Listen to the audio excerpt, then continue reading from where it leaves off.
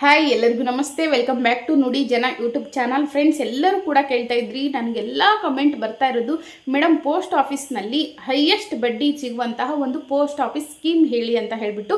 So ಇಲ್ಲಿ ನೀವು ದುಡಿಲಿಲ್ಲ ಅಂತ ಹೇಳಿದ್ರು ಕೂಡ ನಿಮಗೆ ತಿಂಗಳಿಗೆ 9,125 ರೂಪಾಯಿ ಬರುತ್ತೆ. ಓಕೆನಾ?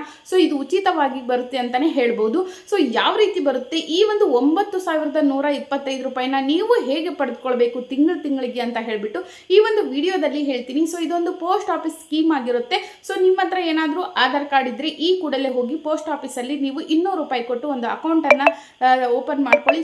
ಸೊ ಈ ಒಂದು ಅಪ್ಲಿಕೇಶನ್ ನೀವು ಕೂಡ ಹಾಕ್ಬೋದು. ಸೊ ಯಾವ ರೀತಿ ನೀವು ಇದರಲ್ಲಿ ಹೂಡಿಕೆ ಮಾಡಬೇಕು, ಮತ್ತು ಹೇಗೆ ನೀವು ಇದರಲ್ಲಿ ಅಮೌಂಟನ್ನು ಗಳಿಸಬೇಕು, ಮತ್ತು ಹೇಗೆ ನಿಮಗೆ ತಿಂಗಳಿಗೆ 9,125 ರೂಪಾಯಿ ಬರುತ್ತೆ, ಹಾಗೆ ನೀವು ಇದಕ್ಕೆ ಯಾವೆಲ್ಲ ಮಹಿಳೆಯರಾಗಿರ್ಬೋದು ಪುರುಷರು ಅರ್ಹರಾಗಿರ್ತೀರಾ, ಏನೆಲ್ಲ ಡಾಕ್ಯುಮೆಂಟ್ಸ್ ಬೇಕು, ಮತ್ತು ಯಾವ ರೀತಿ ಬಡ್ಡಿ ದರ ಇರುತ್ತೆ, ಯಾವ ರೀತಿ ನೀವು ತಿಂಗಳಿಗೆ ಇದರಲ್ಲಿ ಸೇವಿಂಗ್ಸ್ ಮಾಡಬಹುದು ಅನ್ನೋದ್ರ ಬಗ್ಗೆ ಸಂಪೂರ್ಣವಾಗಿ ತಿಳಿಸ್ಕೊಡ್ತೀನಿ. ಯಾವ ರೀತಿ ನೀವು ಹೂಡಿಕೆ ಮಾಡಬೇಕು, ಅದೇ ರೀತಿ ಇದರಲ್ಲಿ ಯಾವುದೇ ರೀತಿಯಾಗಿ ಫೇಕ್ ಇರಲ್ಲ. ಸೊ ಫಾರ್ ಎಕ್ಸಾಂಪಲ್ ಇದು ಕೇಂದ್ರ ಸರ್ಕಾರದಿಂದ ಒಂದು ಅಥರೈಸ್ಡ್ ಇರುತ್ತೆ.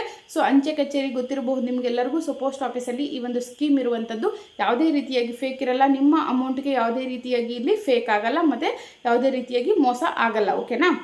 ಸೊ ಹಾಗಾದರೆ ಇದು ಯಾವ ಸ್ಕೀಮ್ ಆಗಿರುತ್ತೆ, ಯಾವ ರೀತಿ ಇದ್ರ ಬಗ್ಗೆ ನೀವು ತಿಳ್ಕೊಬೇಕು, ಮತ್ತು ಹೇಗೆ ಇದನ್ನು ಅಕೌಂಟನ್ನು ಓಪನ್ ಮಾಡಬೇಕು ಅನ್ನೋದ್ರ ಬಗ್ಗೆ ತಿಳಿಸ್ತೀನಿ. ವಿಡಿಯೋನ ಸ್ಕಿಪ್ ಮಾಡದೆ ಪೂರ್ತಿಯಾಗಿ ನೋಡಿ. ಹಾಗೆ ಯಾರಿನ ಚಾನಲ್ ಸಬ್ಸ್ಕ್ರೈಬ್ ಮಾಡ್ಕೊಂಡಿಲ್ಲ ದಯವಿಟ್ಟು ಚಾನಲನ್ನು ಸಬ್ಸ್ಕ್ರೈಬ್ ಮಾಡ್ಕೊಳ್ಳಿ. ವಿಡಿಯೋ ಇಷ್ಟ ಆದರೆ ಲೈಕ್ ಮಾಡಿ, ಹಾಗೆ ನಿಮ್ಮ ಫ್ರೆಂಡ್ಸ್ ಫ್ಯಾಮಿಲಿ ಎಲ್ಲರಿಗೂ ಕೂಡ ಶೇರ್ ಮಾಡಿ. ಸೊ ಫ್ರೆಂಡ್ಸ್, ಎಷ್ಟೋ ಜನ ಕೇಳ್ತಾ ಇದ್ರಿ, ಮೇಡಮ್ ಹೈಯೆಸ್ಟ್ ಬಡ್ಡಿ ಬರುವಂಥದ್ದು ಒಂದು ಒಳ್ಳೆಯ ಸ್ಕೀಮ್ ಇದ್ದರೆ ಹೇಳಿ, ಪೋಸ್ಟ್ ಆಫೀಸ್ ಸ್ಕೀಮ್ ಅಂತ ಹೇಳಿಬಿಟ್ಟು.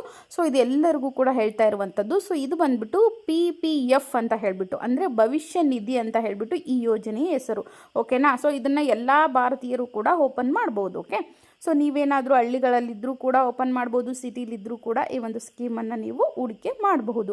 ಸೊ ಇಲ್ಲಿ ಇನ್ವೆಸ್ಟ್ ಮಾಡಿದ್ರೆ ತುಂಬ ಒಳ್ಳೆಯ ಬಡ್ಡಿ ಬರುತ್ತೆ ಅಂತ ಹೇಳ್ಬೋದು. ಸೊ ಇಲ್ಲಿ ಬಡ್ಡಿ ದರ ಬಂದುಬಿಟ್ಟು 7.1% ಬಡ್ಡಿ ಇದೆ. ಓಕೆ? ಸೊ ಈ ಯೋಜನೆ, ಸೊ ಫಾರ್ ಎಕ್ಸಾಂಪಲ್ ಹೇಳ್ತಾ ಇದ್ದೀನಿ, ಈ ಯೋಜನೆಯು ಸರ್ಕಾರದಿಂದ ಮಾನ್ಯತೆಯನ್ನು ಪಡೆದಿದೆ. ಓಕೆನಾ?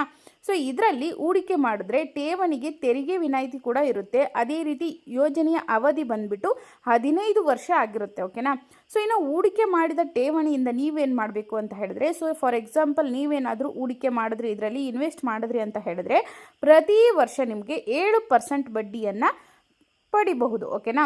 ಸೊ ಇದರಲ್ಲಿ ಯಾವ ರೀತಿ ನೀವು ಬಡ್ಡಿಯನ್ನು ಪಡೆದುಕೊಳ್ಬೇಕು, ಮತ್ತು ನೀವು ಯಾವ ರೀತಿ ಇದರಲ್ಲಿ PF ಅವಧಿ ಇರುತ್ತೆ, ಮತ್ತು ಯಾವ ರೀತಿ ಇದಕ್ಕೆ ನೀವು ಅರ್ಹರಾಗಿರ್ತೀರಾ, ಸೊ ಇಲ್ಲಿ ನೀವು ಎಷ್ಟು ಕಂತುಗಳು ಇಲ್ಲಿ ಕಟ್ಟಬೇಕಾಗುತ್ತೆ, ಮತ್ತು ಎಷ್ಟು ಕಂತುಗಳು ಇಲ್ಲಿ ಇದ್ದಾವೆ ಅನ್ನೋದ್ರ ಬಗ್ಗೆ ತಿಳಿಸ್ತೀನಿ. ಸೊ ಮೊದಲಿಗೆ PPF ಅವಧಿ ಎಷ್ಟು ವರ್ಷ, ಅದಾದಮೇಲೆ ಅಗತ್ಯ ಅರ್ಹತೆಗಳೇನು, ಅದಾದಮೇಲೆ ದೊರೆಯಲಿರುವ ಬಡ್ಡಿ ದರ ಎಷ್ಟು, ಸೊ ಅದಾದಮೇಲೆ ಹೂಡಿಕೆ ಹಿಂಪಡೆಯಲು ಸಾಧ್ಯವಾ ಅಂತ ಹೇಳ್ತೀನಿ. ಸೊ ಅದಾದಮೇಲೆ ಹೂಡಿಕೆದಾರರು ಮೃತಪಟ್ಟರೆ ನೀವೇನು ಮಾಡಬೇಕು ಈ ಒಂದು ದುಡ್ಡನ್ನು ತೆಗೆದುಕೊಳ್ಳಲಿಕ್ಕೆ ಅಂತ ಹೇಳ್ತೀನಿ. ಸೊ ಅದಾದಮೇಲೆ ಹೂಡಿಕೆಯ ಮೇಲೆ ಸಾಲ ಪಡೆಯಬಹುದೇ, ಸೊ ಅದಾದಮೇಲೆ ಈ ಯೋಜನೆಯ ಪ್ರಯೋಜನ ಏನು, ಸೊ ಇದಿಷ್ಟು ಇವತ್ತು ಹೇಳ್ತೀನಿ. ಓಕೆನಾ? ಸೊ ಇದರಲ್ಲಿ ಸಾರ್ವಜನಿಕ ಭವಿಷ್ಯ ನಿಧಿ ಅಂತ ಹೇಳಿಬಿಟ್ಟು ಇದ್ರ ಹೆಸರು ಬಂದ್ಬಿಟ್ಟು PPF ಅಂತ ಹೇಳಿ. ಸೊ ಈ ಯೋಜನೆಯಲ್ಲಿ ನೀವು 15 ವರ್ಷ ಅವಧಿಯನ್ನು ಹೊಂದಿರ್ತೀರ. ಸೊ ಈ ಅವಧಿ ಪೂರ್ಣಗೊಂಡ ನಂತರ 5 ವರ್ಷಗಳವರೆಗೆ ವಿಸ್ತರಿಸಲು ನಿಮಗೆ ಮತ್ತೆ ಅವಕಾಶ ಇರುತ್ತೆ. ಫಾರ್ ಎಕ್ಸಾಂಪಲ್ ನೀವೇನಾದರೂ 15 ವರ್ಷ ಹೂಡಿಕೆ ಮಾಡಿ ಮತ್ತೆ 5 ವರ್ಷ ನಾವು ಎಕ್ಸ್ಟೆಂಡ್ ಮಾಡ್ತೀವಿ ಅಂತ ಹೇಳಿದ್ರು ಕೂಡ ಮಾಡಬಹುದು. ಸೊ ಇನ್ನು ಇದಕ್ಕೆ ಯಾರೆಲ್ಲ ಅರ್ಹರಾಗಿರ್ತೀರಾ ಅಂತ ಹೇಳಿದ್ರೆ, ನೀವು ಭಾರತದ ಪ್ರಜೆಯಾಗಿರಬೇಕು. ಸೊ ಅದೇ ರೀತಿ 18 ವರ್ಷದ ಒಳಗಿನವರ ಹೆಸರಿನಲ್ಲಿ ಈ ಒಂದು ಖಾತೆಯನ್ನು ತೆರಿಬಹುದು. ಓಕೆನಾ? ಆದರೆ ಪೋಷಕರು ನಿರ್ವಹಣೆಯನ್ನು ಮಾಡಬೇಕು. ಓಕೆ? ಸೊ ಮತ್ತು ಅನಿವಾಸಿ ಭಾರತೀಯ ಖಾತೆ ತೆರೆಯುವಂತಿಲ್ಲ. ಓಕೆನಾ? ಅಂದರೆ ನೀವು ಭಾರತೀಯರಾಗಿಲ್ಲ ಅಂದರೆ ಇದನ್ನು ಓಪನ್ ಮಾಡೋಕ್ಕೆ ಆಗಲ್ಲ. ಸೊ ಇದರಲ್ಲಿ ದೊರೆಯಲಿರುವ ಬಡ್ಡಿ ದರ ಎಷ್ಟು? ಸೊ ಎಲ್ಲರಿಗೂ ಕೂಡ ಬರುವಂಥ ಕಾಮನ್ ಪ್ರಶ್ನೆ. ಓಕೆನಾ? ಅಂಚೆ ಇಲಾಖೆಯು ಹೇಳಿರುವಂತೆ ಈ ಒಂದು ಬಡ್ಡಿ ದರವು ವರ್ಷಕ್ಕೆ 7.1% ಬಡ್ಡಿ ನಿಮಗೆ ಇಲ್ಲಿ ಸಿಗುವಂಥದ್ದು. ಸೊ ಪ್ರತಿ ಹಣಕಾಸು ವರ್ಷದ ಕೊನೆಯಲ್ಲಿ ಬಡ್ಡಿಯನ್ನು ಖಾತೆಗೆ ಜಮಾ ಮಾಡಲಾಗುತ್ತೆ. ಈ ಯೋಜನೆಯಲ್ಲಿ ನೀಡಲಾಗುವ ಬಡ್ಡಿಯ ದರವನ್ನು ಸರ್ಕಾರವು 3 ತಿಂಗಳಿಗೊಮ್ಮೆ ಪರಿಷ್ಕರಣೆ ಮಾಡುತ್ತೆ.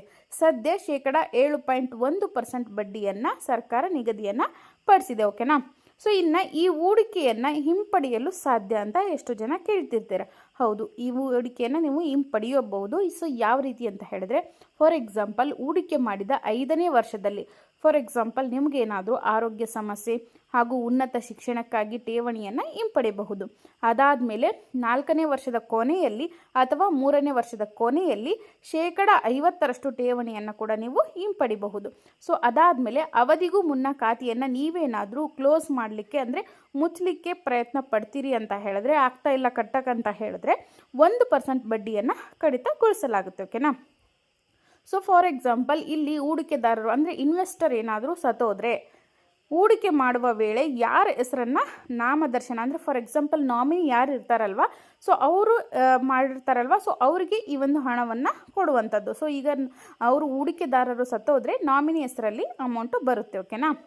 ಸೊ ಇನ್ನು ಯಾವ ರೀತಿ ಇದರಲ್ಲಿ PF ಖಾತೆಯನ್ನು ತೆಗಿಬೋದು ಅಂತ ಹೇಳಿದ್ರೆ, ಯಾವ ರೀತಿ ಇದು ಅಮೌಂಟ್ ಸಿಗುತ್ತೆ ಅಂತ ಹೇಳಿದ್ರೆ, ಸೊ ಫ್ರೆಂಡ್ಸ್ ಅವರ ಸಾವಿನ ಯಾವುದೇ ರೀತಿಯಾಗಿ ಅವರು ಸಾವನ್ನಪ್ಪಿದ್ರು ಕೂಡ ನಿಮಗೆ PF ಖಾತೆಯನ್ನು ಮುಚ್ಚುವ ಸಮಯದಲ್ಲಿ ಅಂದರೆ ಖಾತೆಯನ್ನು ಮುಚ್ಚಿದ ಹಿಂದಿನ ತಿಂಗಳ ಅಂತ್ಯದವರೆಗೆ ಬಡ್ಡಿಯನ್ನು ಅವರು ಪಾವತಿಸ್ತಾರೆ. ಓಕೆನಾ. ಸೊ ಅದಾದಮೇಲೆ ಹೂಡಿಕೆ ಮೇಲೆ ಸಾಲ ಪಡೆಯಬಹುದೇ. ಫಾರ್ ಎಕ್ಸಾಂಪಲ್ ನೀವೇನಾದರೂ ಹಣವನ್ನು ಹೂಡಿಕೆ ಮಾಡಿರ್ತೀರಾ, ಸೊ ಅದರ ಮೇಲೆ ನಮಗೆ ಸಾಲ ಕೊಡಿ ಅಂತ ಹೇಳಿದ್ರೆ, ಸೊ ಇಲ್ಲಿ ಹೂಡಿಕೆ ಮಾಡಿದ 1 ವರ್ಷದಿಂದ 5 ವರ್ಷದ ನಡುವೆ ನಿಮ್ಮ ಠೇವಣಿಯ ಮೇಲೆ 25% ಸಾಲವನ್ನು ಕೂಡ ನೀವು ಪಡೆಯಬಹುದು. ಸೊ ಜೊತೆಗೆ ಸಾಲ ಪಡೆದ 36 ತಿಂಗಳೊಳಗೆ ಮರುಪಾವತಿ ಮಾಡಿದರೆ ವಾರ್ಷಿಕ 1% ಬಡ್ಡಿ ಅನ್ವಯವಾಗುತ್ತೆ. ಓಕೆನಾ. ಸೊ ಇನ್ನು 36 ತಿಂಗಳ ನಂತರ ಪಾವತಿ ಮಾಡಿದರೆ ವಾರ್ಷಿಕ 6% ಬಡ್ಡಿ ದರ ಅನ್ವಯವಾಗುತ್ತೆ. ಸೊ ಇನ್ನು ಸಾಲವನ್ನು ಮರುಪಾವತಿ ಮಾಡಿದ ನಂತರ ಪುನಃ ಸಾಲ ಪಡೆಯಬಹುದು ಅಥವಾ ಒಂದು ಹಣಕಾಸಿನ ವರ್ಷದಲ್ಲಿ ಒಂದು ಸಾಲ ಮಾತ್ರ ಕೂಡ ನೀವು ಪಡೆಯಬಹುದು. ಓಕೆನಾ. ಸೊ ಇಷ್ಟು ಅವಕಾಶ ನಿಮಗೆ ಇದೆ.